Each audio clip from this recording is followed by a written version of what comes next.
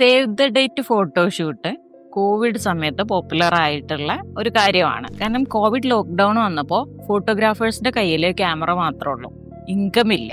അപ്പോഴാണ് അവര് ഇനിയൊരു വെഡ്ഡിങ് വരണ്ട, ആ സമയം വരെ നമുക്ക് വെയിറ്റ് ചെയ്യണ്ട, നമുക്ക് ഫോട്ടോഷൂട്ട് തുടങ്ങാം, സേവ് ദ ഡേറ്റ് കൊടുക്കാം എന്ന് പറഞ്ഞിട്ട് സേവ് ദ ഡേറ്റ് ഫോട്ടോ പിന്നെ കല്യാണ ഫോട്ടോ ആയി. അതുപോലെ തന്നെയാണ് ലോ വേസ്റ്റ് പാൻസ് പ്രചാരത്തിലായപ്പോഴാണ് I have got your back bro എന്നൊക്കെ പറഞ്ഞിട്ട് സൂപ്പർ ഹീറോന്റെ പോലെ ജോക്കി നല്ല ട്രെൻഡായിട്ട് കയറി വന്നത് ബ്രാൻഡ്. ഈ രണ്ട് ഫോട്ടോഗ്രാഫേഴ്സ് ആയാലും ഈ ജോക്കി ബ്രാൻഡ് ആയാലും അവരൊന്നും ഒരു റൈറ്റ് ടൈമിന് വേണ്ടിയിട്ട് വെയിറ്റ് ചെയ്തില്ല, അവര് ആ ടൈം ക്രിയേറ്റ് ചെയ്യാണ് ചെയ്തത്.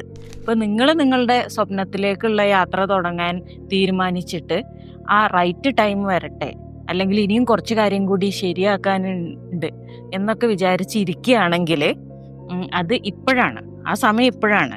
നമ്മൾ ഉള്ള ടൈം റൈറ്റ് ആക്കുകയാണ് ചെയ്യേണ്ടത്. അപ്പോൾ അതുകൊണ്ടാണ് ഞാൻ ഈ രണ്ട് ഉദാഹരണങ്ങളും പറഞ്ഞത്.